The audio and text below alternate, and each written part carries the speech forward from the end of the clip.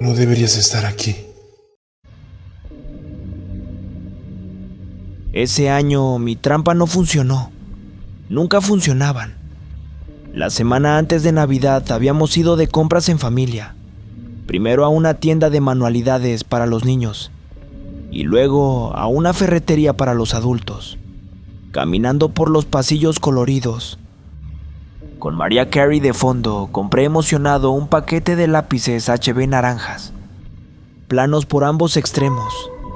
Me hicieron pensar en el andamiaje que los constructores habían colocado alrededor de la escuela un año, lleno de infinitas posibilidades. Junto con los lápices compré una bolsa de bandas elásticas para unirlos. En mi imaginación concebí una catapulta realmente fantástica que arrojaría canicas y chinchetas al invasor.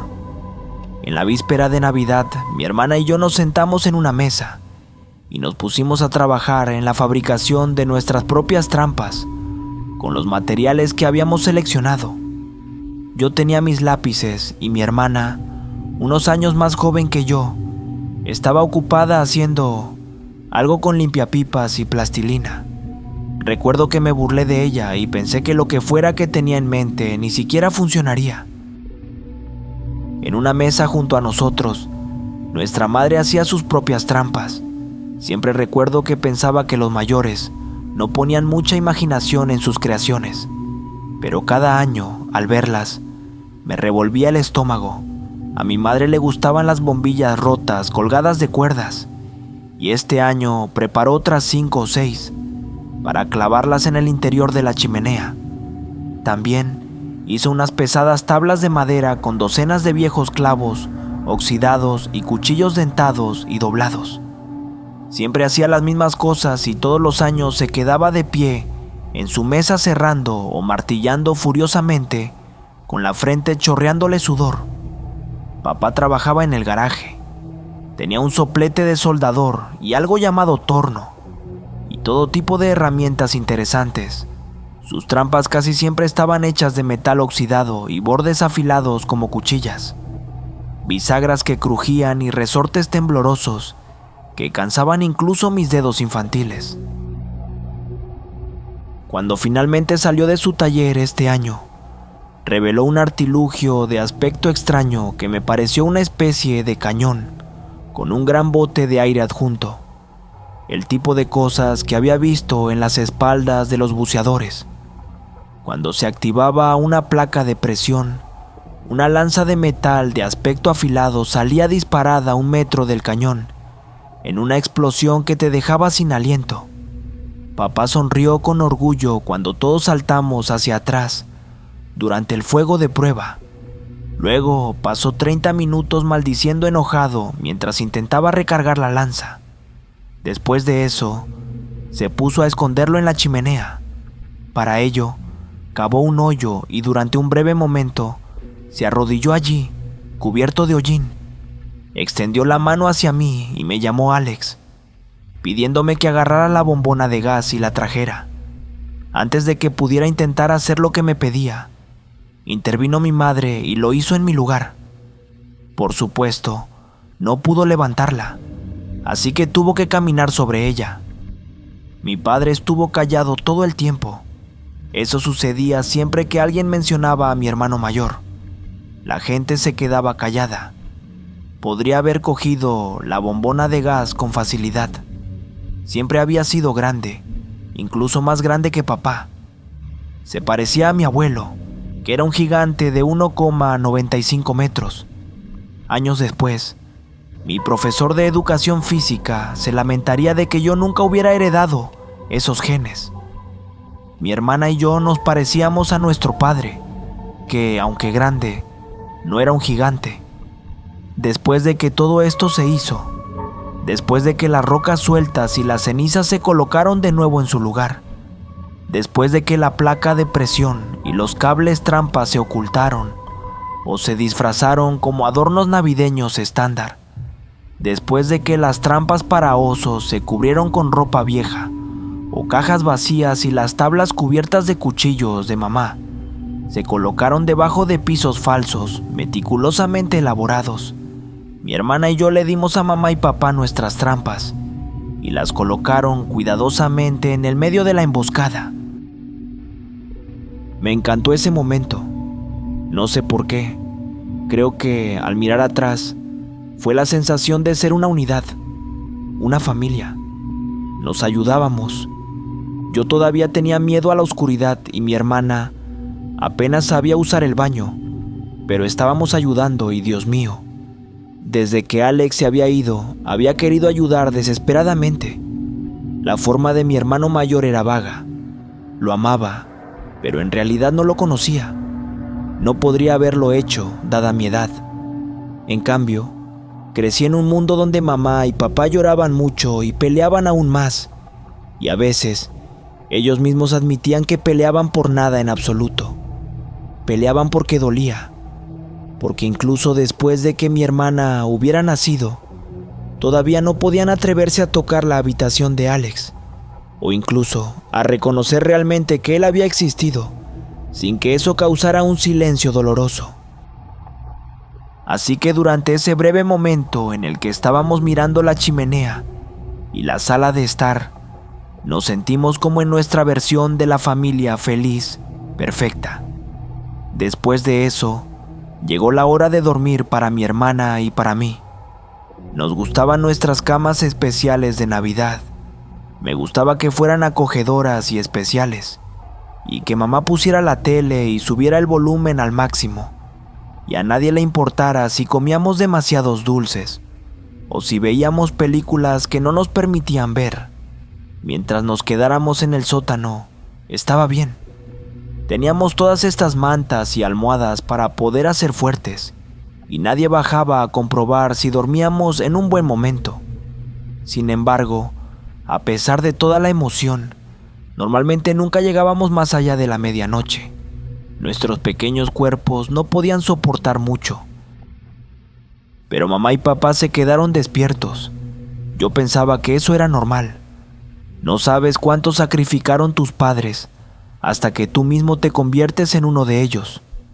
Nunca apreciaste lo que significaba para mi papá, que a esa altura ya tenía 40 y tantos, estar de pie y permanecer despierto toda la noche, o para mi mamá hacer lo mismo, los dos, toda la noche, sacudiéndose el uno al otro para despertarse cuando el otro empezaba a flaquear.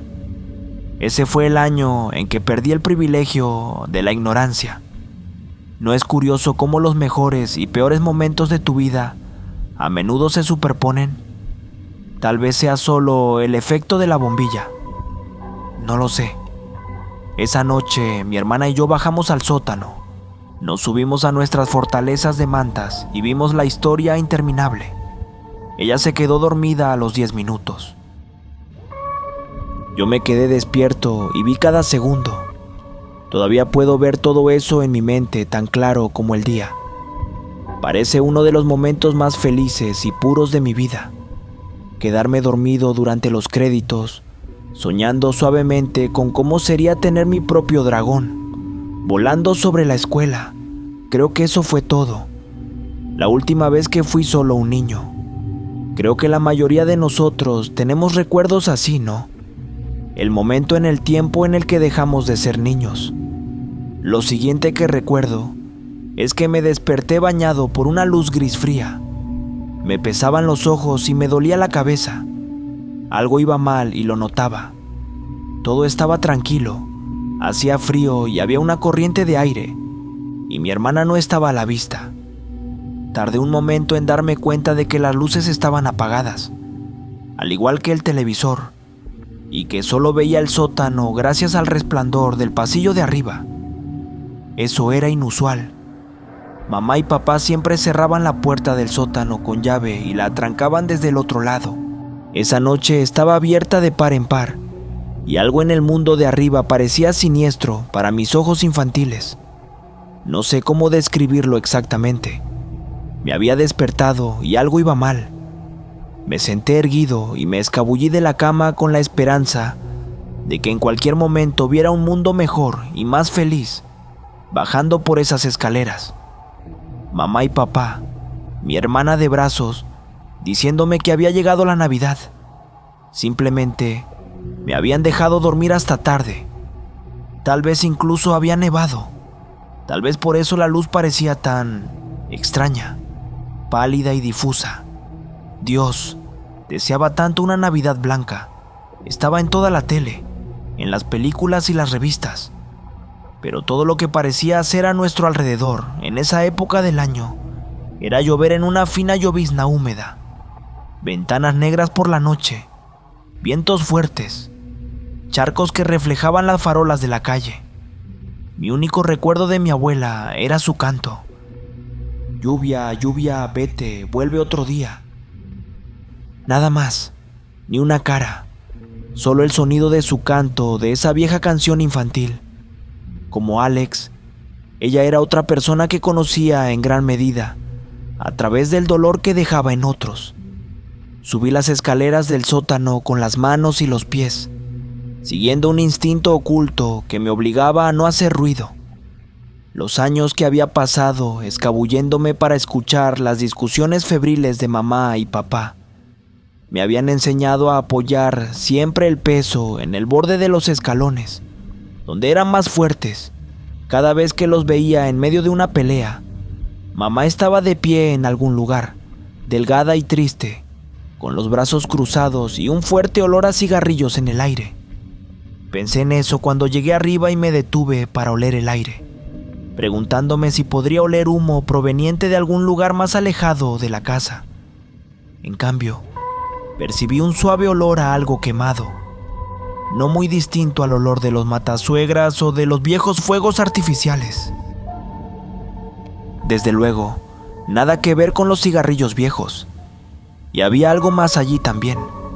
Algo detrás de ese olor negro, algo metálico, casi dulce.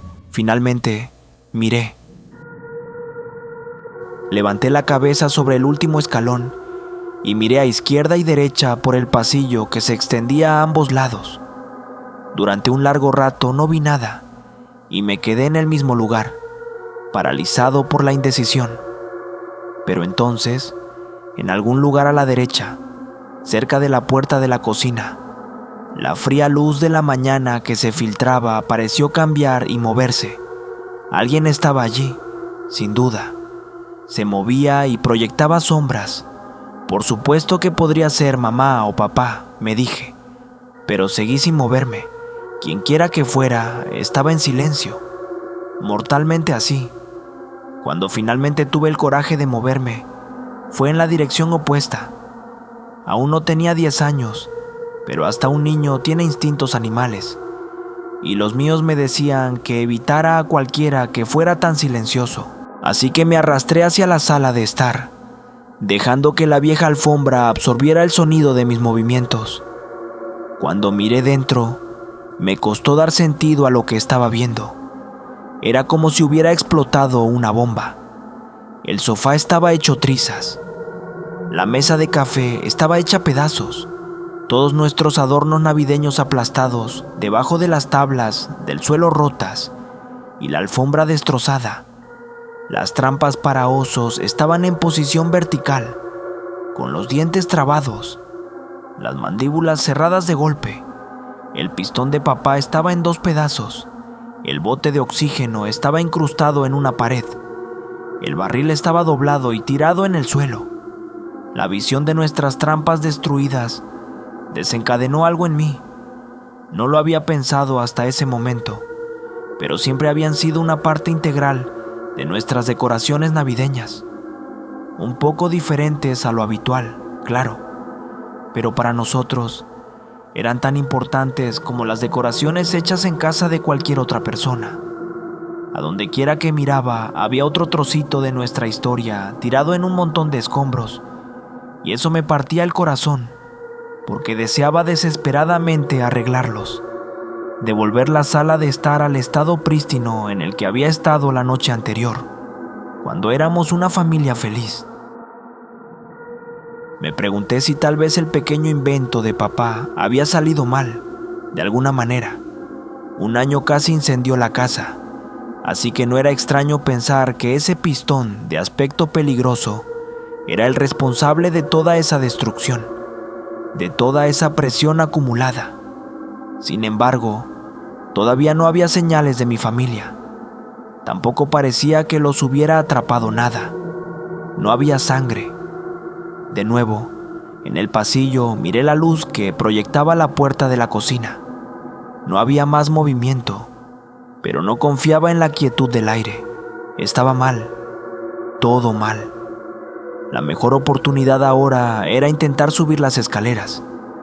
En realidad, era el mismo juego de antes. Se trataba de abrirme paso hasta la puerta principal, donde estaban las escaleras que conducían hacia arriba, y luego subirlas lentamente y con cuidado a 4 patas.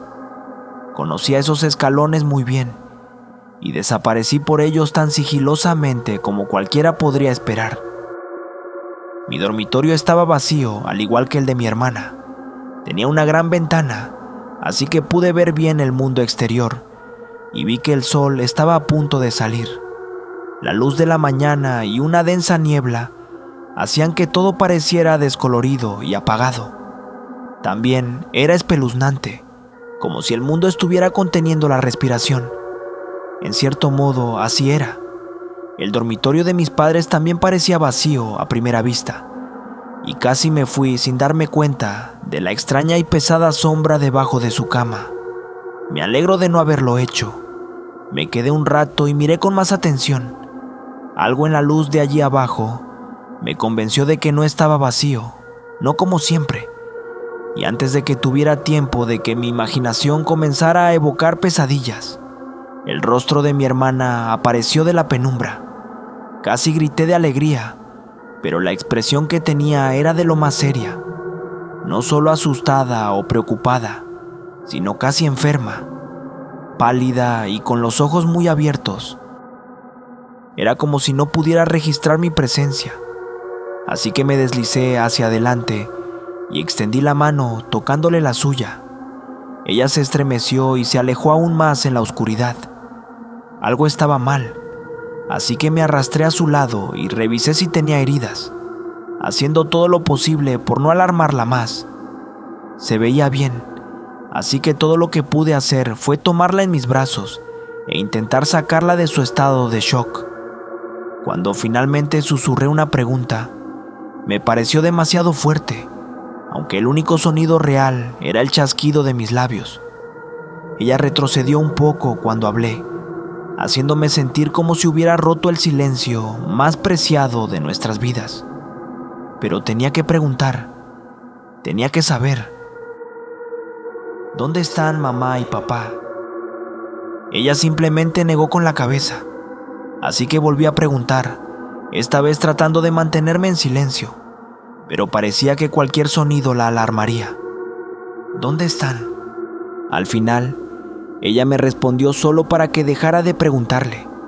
Se apartó mientras lo hacía. Me amaba, pero... bueno, era un animal con un escondite y yo corría el riesgo de arruinarlo. Se los llevó allí arriba. Fue lo único que dijo mientras señalaba el techo. Esas 5 palabras me dejaron helado. Llevaban consigo una sutil implicación de que nuestros padres estaban muertos. No me gustaba esa idea. Me hacía picar la piel.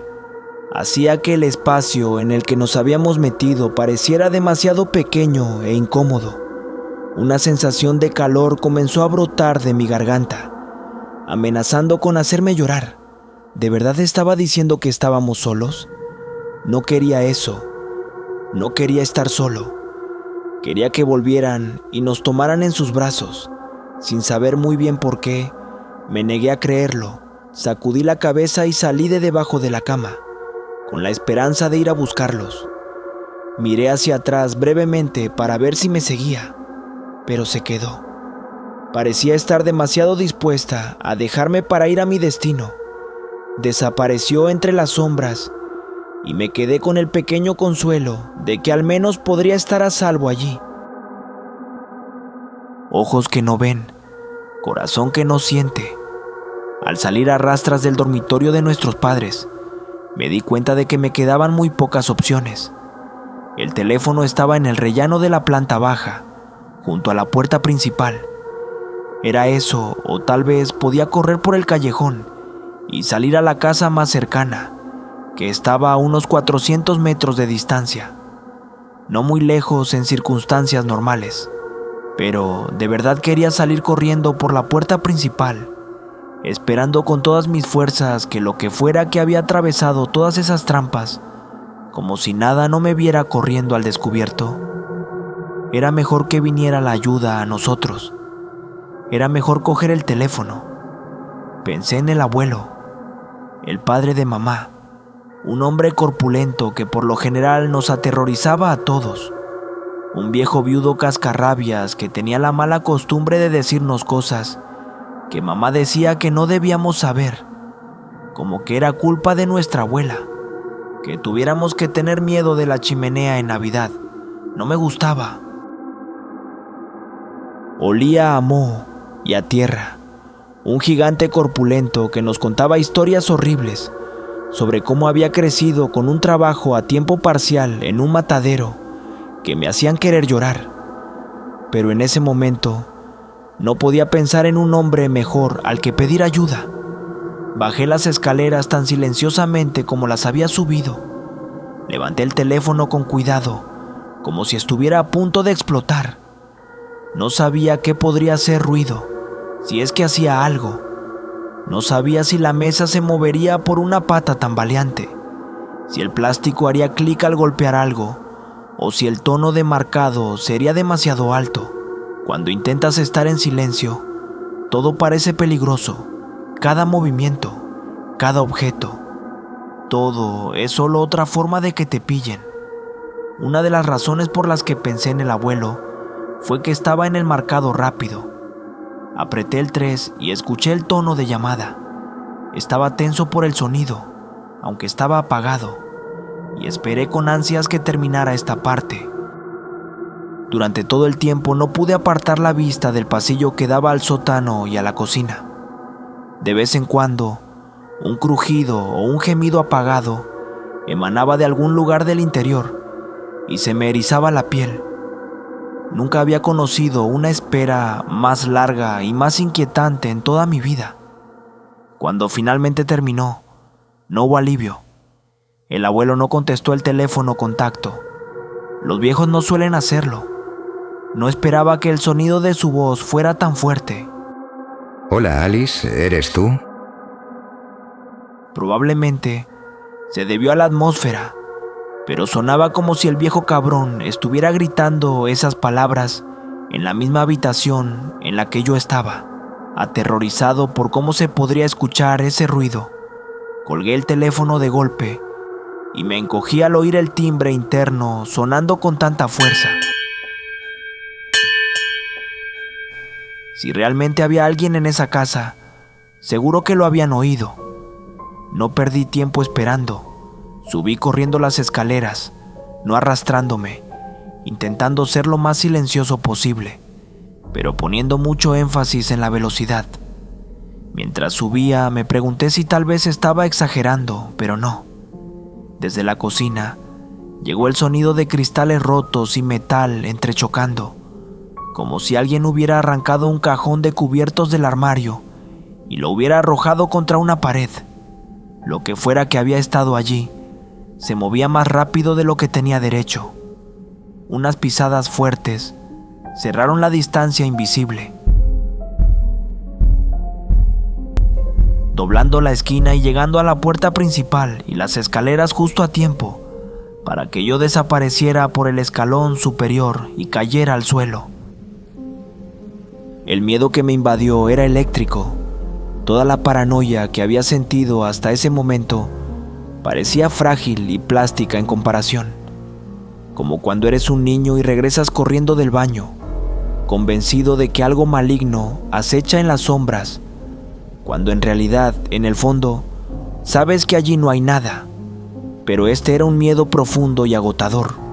Podía oír que algo destrozaba el teléfono y la mesita, y yo estaba allí de pie.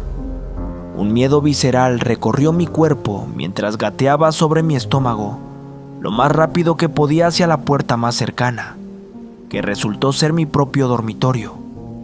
Hizo que mi vista palpitara y que mi estómago se retorciera y revolviera.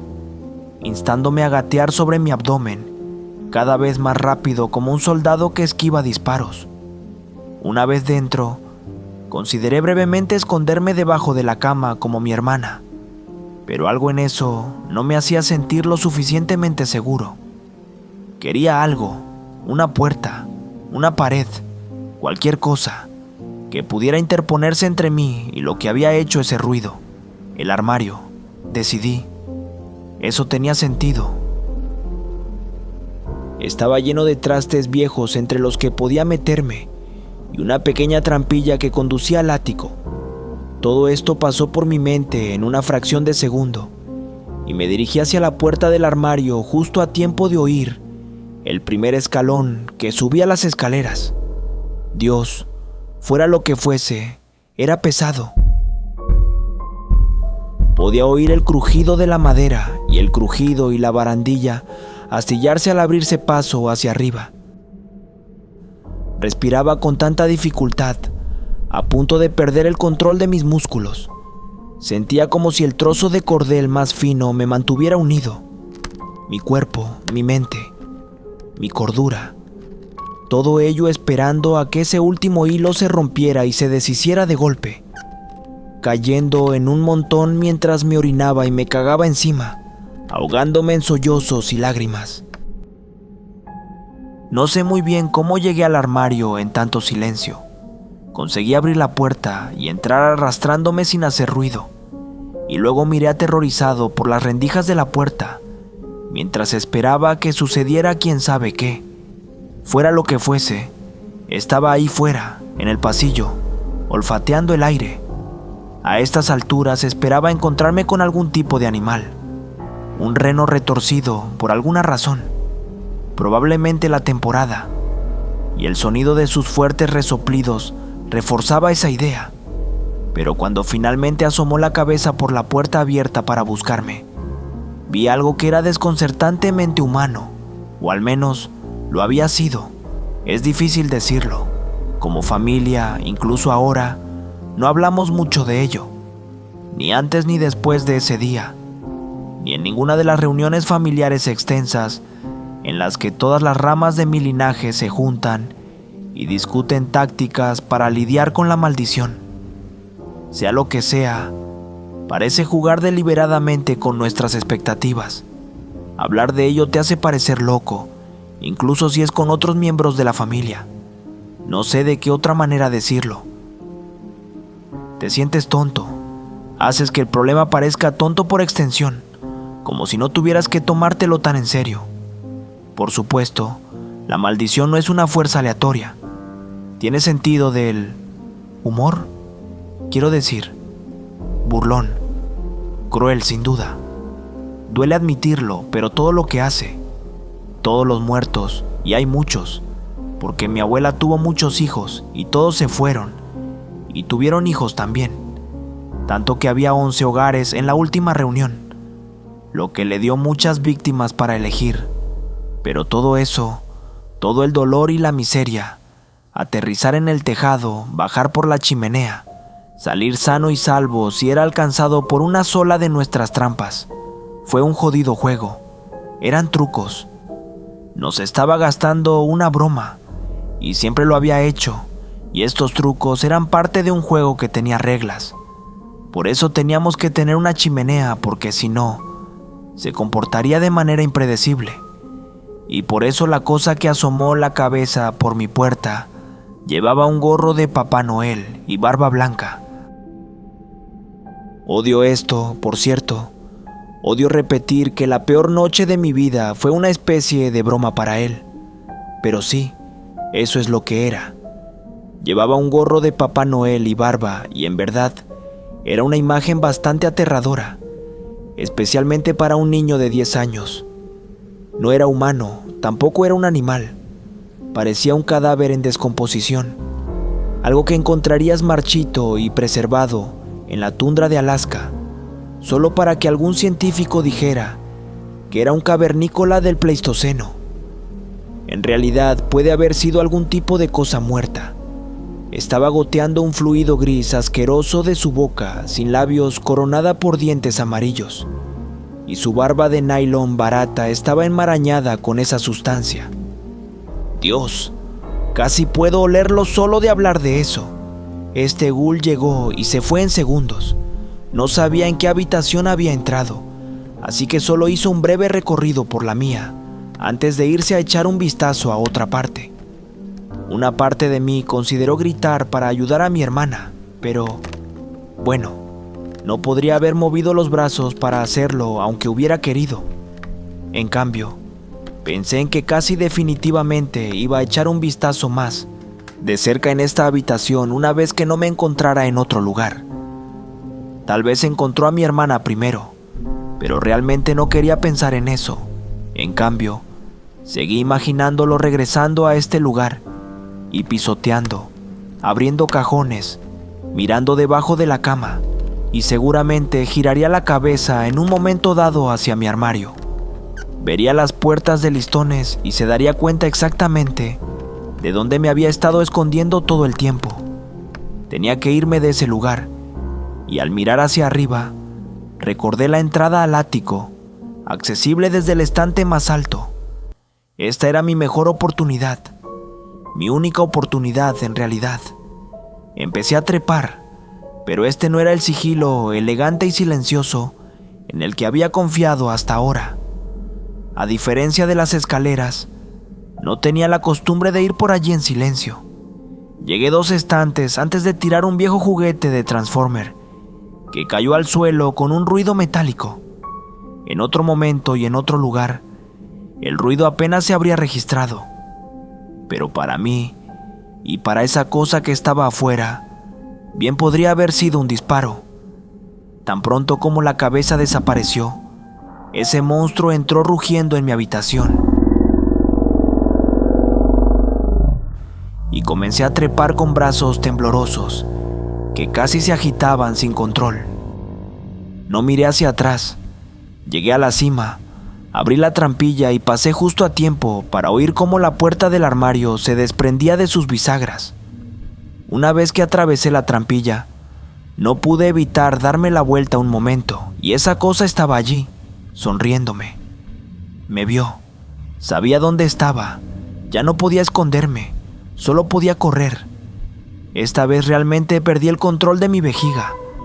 Cuando una de sus garras se cerró alrededor de la trampilla, me di cuenta de que tenía que seguir adelante, seguir corriendo, seguir moviéndome. No sabía cómo moverme por el ático, pero eso no importaba en ese momento. Tenía que seguir adelante, seguir poniendo distancia, cualquier distancia, entre él y yo. Desafortunadamente, el camino no estaba muy claro. Mi familia, como la mayoría, había metido un montón de trastos viejos en el ático. Al principio, cuando me di vuelta y vi las pilas de cajas viejas, casi entré en pánico por el laberinto claustrofóbico que tenía frente a mí. Pero cuando tuve que ponerme de rodillas para arrastrarme por el único camino hacia adelante, llegué a tener la esperanza de que tal vez eso significara que esa cosa no podría seguirme. Esta esperanza me animó, pero solo estaba a mitad de camino a través del túnel de plástico y cartón viejos cuando llegó el hedor abrumador de carne podrida, que me hizo saber que esa cosa estaba más cerca de lo que me atrevía a imaginar. Luego la poca luz que había desapareció, y algo me agarró el tobillo, grité. Era el momento en el que debía despertar. Era el momento en el que algo debía suceder para detener el terror. Tiré de las cajas que me rodeaban y se desplomaron, derramando muebles viejos y fotos. Yo también las agarré con la esperanza de hacer algo para apalancarme. Pero esa cosa era grande y me sacó como un cazador que saca a un conejo de su madriguera. Me sostuvo boca abajo por un momento y me examinó, y me encontré con unos ojos negros y hundidos y un rostro demacrado cubierto de lesiones y picaduras. Con una sonrisa burlona, agarró algo de su hombro, lo puso en el suelo, y antes de que me diera cuenta de lo que estaba sucediendo, me metió en un saco y me arrojó sobre su hombro. El mundo se volvió borroso. Sentí que mi mente se cerraba sobre sí misma y que el mundo se estrechaba hasta un punto. mientras luchaba por detener mis pensamientos, que se disparaban con imágenes de lo que podría pasarme. De ser arrastrado a su hogar, donde esa boca miserable se abriría de par en par para tragarme entero, de ser asesinado, masacrado o torturado. No sé si realmente puedes imaginarte cómo fue para mí, cuando era niño, acurrucarme en ese espacio oscuro y contemplar mi propia mortalidad.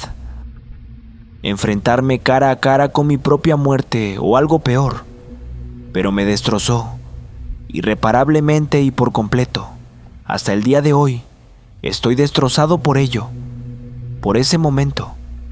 Tanto es así que cuando me dejó caer con un fuerte golpe sobre la repisa de la chimenea, ni siquiera me moví ni intenté escapar. Ya sabía a dónde me llevaba, por supuesto, a la chimenea. ¿A dónde más? Y era demasiado tarde. La lucha estaba perdida. En ese momento, si acaso, quería que terminara de una vez. Quería estar con mamá y papá. En cambio, el momento se alargó y se alargó. Los segundos se convirtieron en minutos y esperé, conteniendo la respiración, a que esta pesadilla continuara. Pero no sucedió. Debía estar haciendo preparativos para algo, ¿pero qué? ¿Y durante cuánto tiempo? Finalmente abrí los ojos. Una tenue luz se abría paso a través de la tela áspera del saco, lo suficiente para dejarme distinguir un contorno vago de la sala de estar destruida. Pero la abertura del saco también se había abierto ligeramente, y se veía una pequeña abertura donde el cordón que lo ataba no estaba lo suficientemente apretado. Y allí, como un extraño recordatorio, había un lápiz HB roto.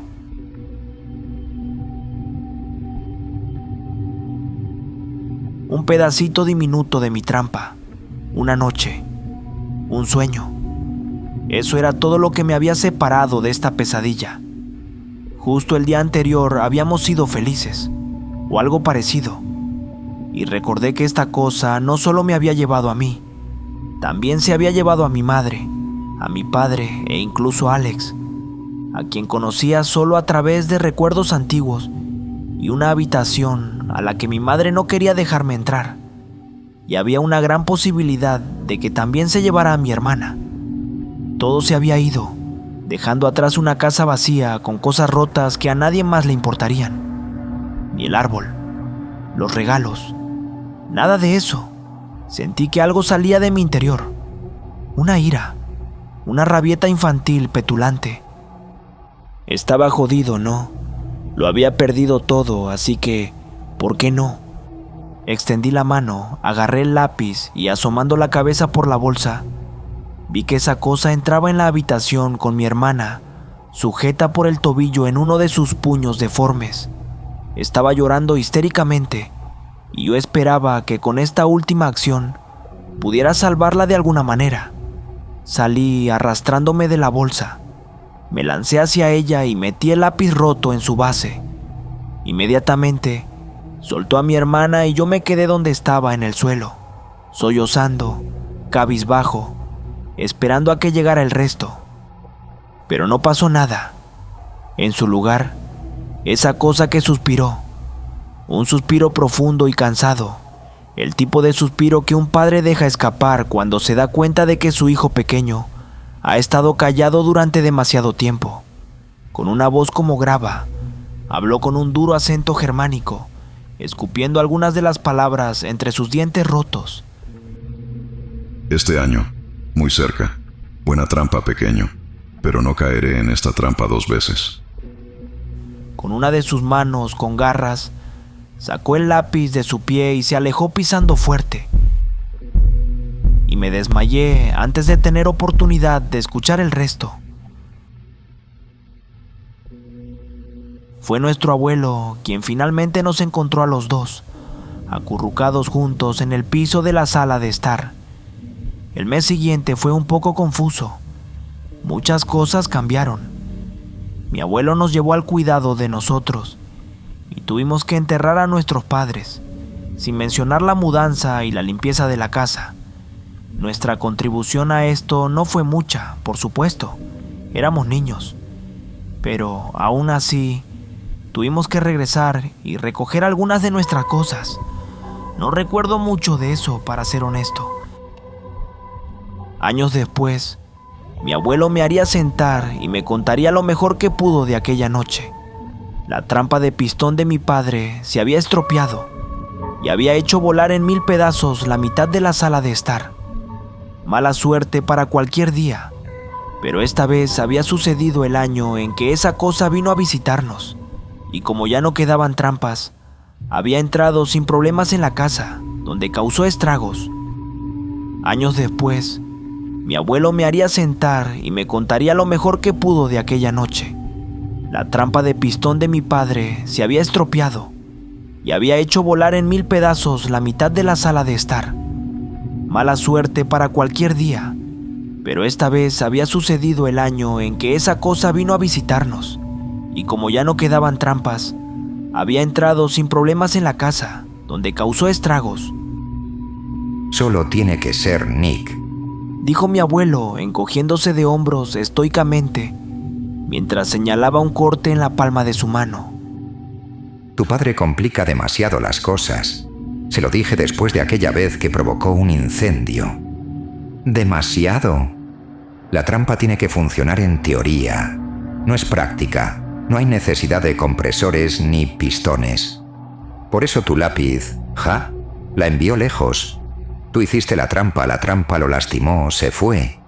Esas son las reglas. Nosotros seguimos las reglas. Le damos una chimenea para que baje. Juega su juego. Ganamos o gana él. De cualquier manera, se divierte. Él escupió la última palabra. No lo culpo. Nada de eso fue divertido para nosotros. Pero al menos el abuelo fue sincero con nosotros.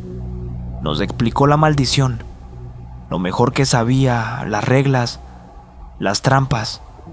Nos presentó a nuestra familia extendida de Alemania y nos enteramos de que el juego se juega con al menos un miembro de la familia cada año y ayuda a mantenerse en contacto y hablar de lo que funcionó o, Dios no lo quiera, lo que no funcionó. En cuanto a su origen, bueno, nuestra abuela se lo llevó a la tumba, por desgracia. El abuelo no lo sabía, ni nadie más lo sabía. Puede que fuera algo de su infancia, tal vez. Un trato con algo que encontró en el bosque. ¿Quién sabe? No importa. Era un hombre miserable que nos crió lo mejor que pudo, pero al menos podía entender por qué era tan cascarrabias y difícil. Se había enamorado de una mujer y la había dejado embarazada antes de la primera Navidad, sin tener idea de lo que le esperaba, y luego cuando descubrió la extraña verdad, se mantuvo firme, año tras año, una pérdida dolorosa tras otra. Lo admiro por eso. Admiro la forma en que no permitió que nada lo afectara, al menos no delante de nosotros. Porque recuerdo algunas cosas sobre el despertar ese día, sobre cómo él nos encontró. Recuerdo que el monstruo, tras haber perdido el juego, nos había devuelto a nuestros padres, aunque ya era un poco tarde para ellos. Recuerdo sacos mojados debajo de la chimenea, sangre saliendo de la tela. Mis padres fueron incinerados por buenas razones. Sea lo que fuere lo que les haya hecho, bueno, esa cosa es una criatura enferma y retorcida, eso es seguro. Solo puedo suponer que por eso, después de devolver los sacos, tomó pequeñas etiquetas y las ató alrededor de la parte superior, regalándonos a nuestros padres incluso después de haberlos destrozado hasta que solo quedaron cintas. Feliz Navidad, pequeños. Decía la etiqueta. Y que vengan muchas más. Danny Phantom. Mi nombre es Daniel Suárez Vega y nos vemos. Hasta la próxima historia.